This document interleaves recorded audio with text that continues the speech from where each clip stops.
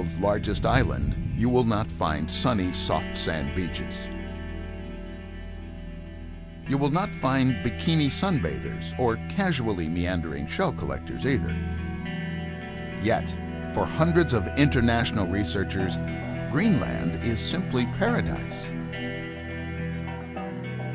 Lack of pollution, unique topography, and untouched flows of glacial ice have made the Greenlandic ice sheet an ideal laboratory to study climate and geological theories. But the pursuit of that information is anything but easy. The demands of scientific exploration in this harsh frozen landscape require a tremendous amount of equipment, matched with the supplies to sustain a research team for weeks, even months at a time.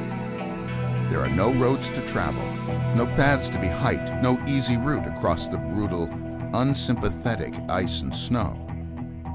But there are still frontiers left unexplored. Meeting that extraordinary challenge are the men and women of the New York Air National Guard 109th Airlift Wing. Flying the world's only ski-equipped LC-130 aircraft, they're able to provide crucial support, delivering crew and supplies to the coldest reaches of the planet. For polar scientists around the world, they are a breath of Arctic air.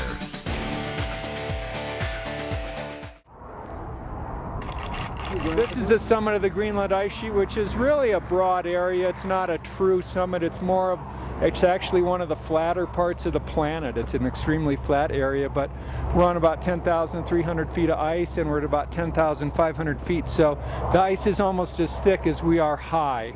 Wow. And there's really not another soul or another rock around for really several hundred miles in any given direction. So we're alone up here. It's the middle of June and the summer season is just beginning. Milder temperatures, in the lower teens, have the inhabitants of this multinational Arctic laboratory in high spirits. The crisp snow swirls and sparkles in the blinding sun as the LC-130 Hercules cargo plane lands smoothly on the manicured skiway. Summit Camp, located near the middle of the Greenlandic ice sheet, is a stunning display of blazing white landscape, punctuated with boxy utilitarian buildings, tall radio towers, and tiny orange dome tents. Originally founded as a scientific ice coring site in the late 80s, Summit Camp continues to be an essential laboratory for atmospheric monitoring, glaciology, and snow chemistry. Well, it's unique in the northern hemisphere in that it's high altitude and high latitude and an ice terrain. So you don't have a lot of other research sites that meet those particular parameters. It's also very good for atmospherics in the sense of the air masses that are impacted by the population, which is greater in the northern hemisphere than in the southern hemisphere. So it's a great place for atmospherics because you have air masses from Alaska, North America, and Europe all crossing here. So there's great opportunities for air quality research. Since its inception, hundreds of scientists have taken advantage of these ideal conditions at Summit Camp to further their own course of research.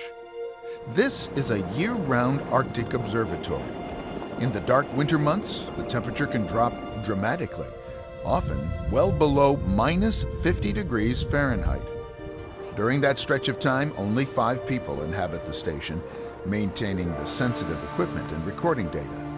By contrast, during the summer season, the sun remains high 24 hours a day, and the population of the camp can swell to over 50 people. Science technician Lana Cohen is a veteran of the dark Greenlandic winters. This year, she'll see it in a different light. Yeah, actually this is my first summer, so I've only done winters before now. So yeah, so this is quite crowded for me. I'm used to 3 other people for 3 months, so.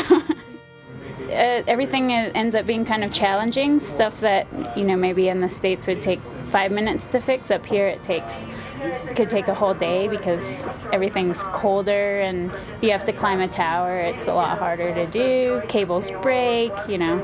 There's a big difference between -40 and 70 degrees Fahrenheit. So everything takes longer.